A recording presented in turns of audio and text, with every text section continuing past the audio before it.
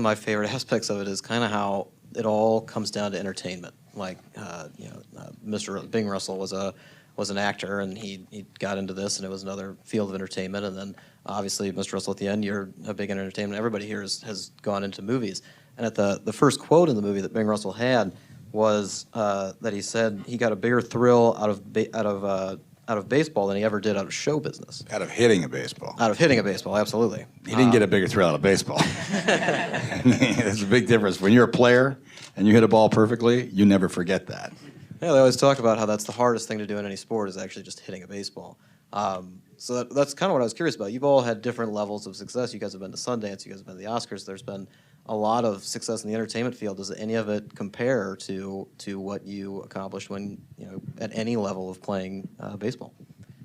I'll let Kurt take that one because he actually was the only one that played professional baseball. We were all bad baseball players. Kurt played You were the only one that's had professionally. any serious success in baseball, so you should. Yeah, it's important for me. Yeah, I will always. You got to understand. At this time, I was hurt, so I was slumming by going to the Mavs. I was one of those other pro ball players playing for another club that also kind of got the way they felt about the Mavs. I got that, and I was having to sort of be on both sides. So, what's your question exactly? I'm not sure I understand it. I guess if you ever experienced anything while you're in the entertainment field as thrilling as hitting a baseball. No, it's not thrilling or anything. It's a big difference. In our business, we work very hard to create the impression that as you're watching the movie, the television show, the entertainment, whatever the play is, we try to create something that when it's ending, makes you feel like it's fresh and happening for the first time right then. Only we've done it many, many times in our heads. We've rehearsed it, we've shot it, we've done whatever we can to try to create that. When you are walking to the plate with 30,000 people screaming at you because the tying run is on third base with 2 outs, and you strike out, ground out, pop up, you don't need to wait for reviews. It's instantaneous, and it's a way worse feeling.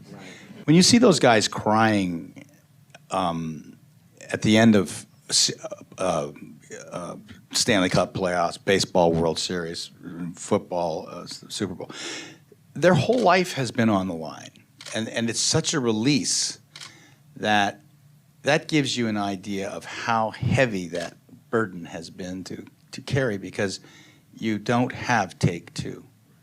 You have to succeed every time. Right now, it's mentally much, much more challenging. I would agree with that in a large sense. Especially, I played high school baseball, and I was, there's a sense that, you're certainly like a part of a team when you play on a baseball team. I think, like for the Battered Bastards, it was, I definitely got that sense of feeling when we premiered at Sundance. And sold the film to Netflix. It was meaningful because I think that Chap edited this entire thing like in our mom's like extra guest room, and we financed it and we did all the interviews. So it's like when you start with something from that inception that you're gonna totally take this thing and try and take it across the finish line, like it does get to you. Absolutely, it does. Yeah, it's life changing.